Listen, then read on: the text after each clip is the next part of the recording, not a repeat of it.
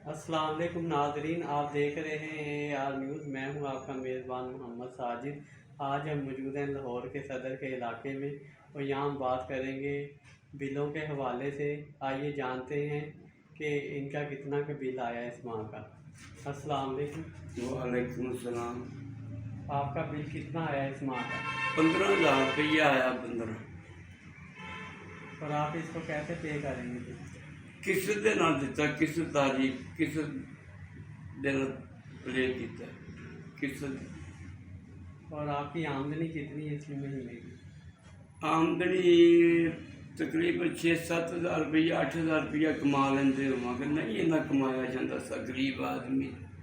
10-15 हज़ार भी बड़ा औखे होकर कमाਉਂਦਾ बंदा। ते चलो महंगाई घटाओ बिल घटाओ, ये बड़ी दुनिया परेशान है, बड़ी पीस रही है, दल च फस रही है। हर बंदे दल च फस रहे, भावें गरीब है भावें अमीर है। ते जाओ खुदाया अल्लाह वास्ते मीटर ये बिल घट करो, ये बिल घट होने चाहिए। जाओ इदा ना दुनिया ना करो, ना परेशान करो। बिल घट होने तो फिर सारी दुनिया परेशान, फिर दुनिया सारी सुखी रहे।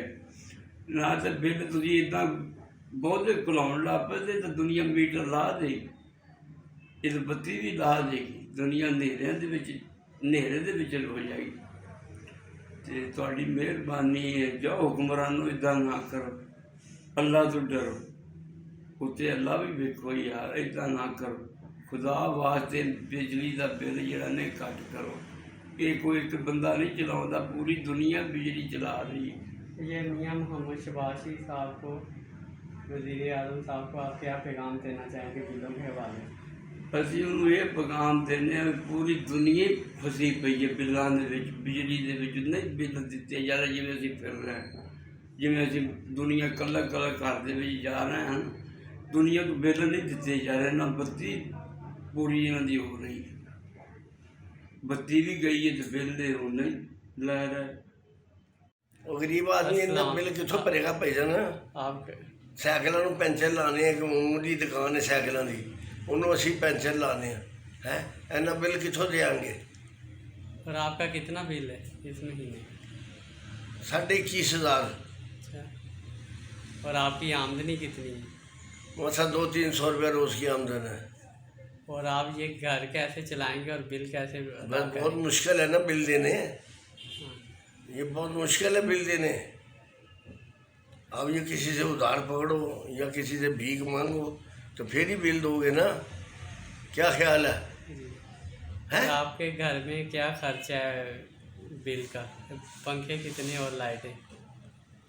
2 पखे ने, 5 बल्ब है, एक फ्रिज है, एक टेलीविज़न है, एक कपड़े धोने वाली मशीन है। और आपका इतना ज़्यादा बिल आ गया है, आप कितने के परेशान हैं? तो आप बहुत परेशान है इस गल तो। आप वज़ीर आज़म और वज़ीर आला पंजाब को क्या मैसेज देना चाहेंगे? मैसेज देंगे खुदा का वास्ता जी गरीबों का ख्याल करो। ये बिल जड़े ने टैक्स आ रहे हैं बिलों के, असी ये कहने वज़ीर आज़म तो वज़ीर आला ने भी ये कहने, वो तो अपनी सीटा से बैठे ने, गरीब आदमी रुलता पे है। चलें, शुक्रिया। नाज़रीन, देखा आपने अवाम कितनी परेशान है बिलों के हवाले से। ये इनका 21,500 हज़ार बिल आया है और आमदनी 500 रुपये है। और ये कैसे बिल अदा करेंगे और कैसे घर का खर्चा चलाएंगे? ये वज़ीर आज़म और वज़ीर आला पंजाब से अपील कर रहे हैं कि खुदा के लिए ये बिलों में कमी की जाए, गरीब आदमी अपना घर चलाए या बिल पे करे। नाज़रीन, अब हमें इजाज़त दीजिए, देखते रहे AR न्यूज़। अल्लाह हाफिज़।